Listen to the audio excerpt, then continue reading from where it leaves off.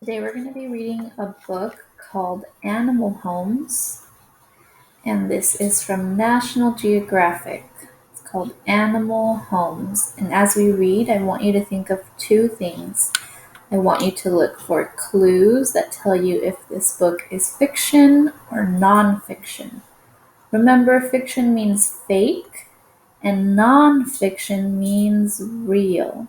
Fiction means fake, make believe. Nonfiction means real. So I want you to think, is this fiction or nonfiction? And I also want you to pay attention to the details. What kind of homes do these different animals have? Okay, ask yourself, what kind of homes do they have? How are they the same? How are they different? Where do they live? Let's get started. Animal Homes by Shira Evans from National Geographic. Here we have a vocabulary tree, so it gives you some of the animals that are going to be in the book. Bee, bird, bat, fox, deer, bear, spider, and rabbit. Do you already know where some of those animals live? And then some animal home names are hive, nest, cave, den, web, and burrow. Animals need a place to live, just like you and me, right? Some animals build their homes. Bees build a hive. Honeybees. These are honeybees and they build a hive. So they live in a hive. Look at that. Whoa. Birds use grass and twigs. They make a nest. And this is a masked weaver because it looks like he's wearing a mask. So birds use grass and twigs to build their home, which is called a nest. Other animals find their homes. Some bats sleep in caves. They hang on the rocks. Some homes are low. A fox lives in a den. It is in the ground. And our caption says, foxes often make their dens near the base of a tree. So here is the tree, here is the base, and they make their den underground by the base of a tree. Some homes are high. A bird lives in a nest. It is up in a tree. For example, the bald eagle lives up high on a tree. His home is called the nest or a nest. Some animals sleep in many homes. Deer walk all day. Then they find a new place to rest.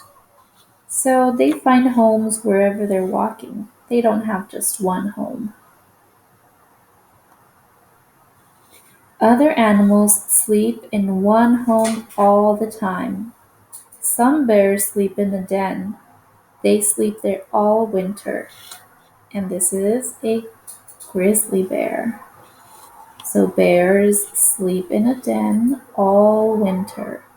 So the deer moves around and has different homes. The bear stays in one home all winter. Some homes are for one animal. A spider lives on a web. It lives alone. And this is an orb weaver spider. Orb weaver spider. So the spider's home is called a web. Other homes are for animal families. Rabbits live together. They live in a burrow. So this is the rabbit family. And they live in a burrow. Their home is called burrow. There are many kinds of homes. Some even move.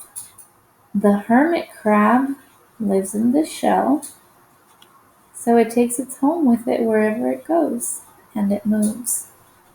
So you can see all these animals have different kinds of homes. What's your home like? What's it made out of? Where do you live? Okay, so now that we read this book, we're going to take a look at our worksheet. Today, you're going to be looking at a worksheet that looks like this, and it's from your binder. So on the title, it says fiction or nonfiction. So remember, fiction means fake. It means make-believe, not real. Nonfiction means real. It gives us information about real things. So what you're going to do is you're going to write your name up here, and then we're going to write the title of the book. The title was Animal Homes.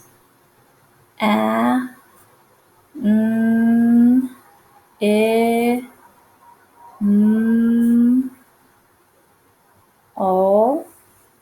And remember, we have to capitalize the A because it's a title. And when we're writing a title, the first letter is always capital. Animal homes. So now we need to capitalize the H because the first letter in every word of the title is capitalized. Home. Animal homes. That's the title of our book. Okay, now our next sentence says, the book, and I think you can read this with me. The book I am reading is a nonfiction or a fiction text. So you're going to circle one. You're either going to circle nonfiction or you're going to circle fiction. I'm going to leave that up to you. What do you think the book that we just read is? Is it nonfiction or is it fiction? And then the next part says, I know this because it includes real facts and pictures about the topic, or it includes a made-up story that might not be able to happen in real life. So you're going to circle the one that goes with what you chose.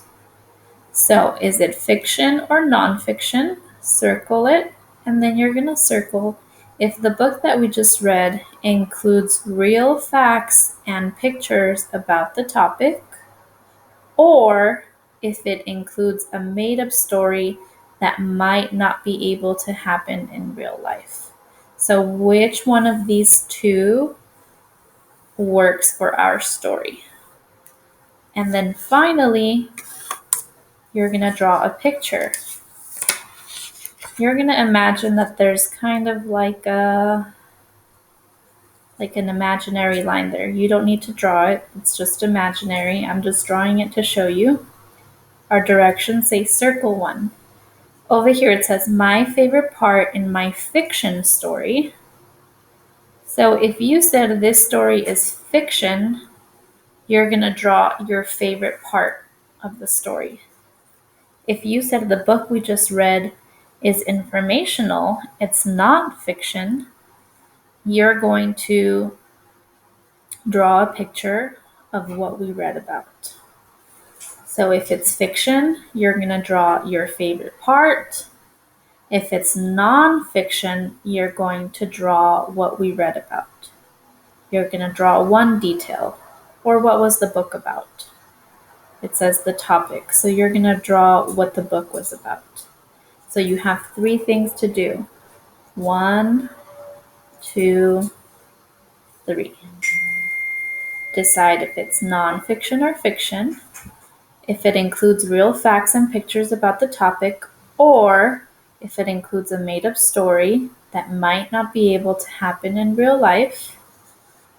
If it's fiction, you're going to draw your favorite part. If it's nonfiction, you're going to draw what it was about. So you don't do both. What do you think the story we read about was? Was it fiction or nonfiction? And then you're going to take a picture of your work and turn it into me.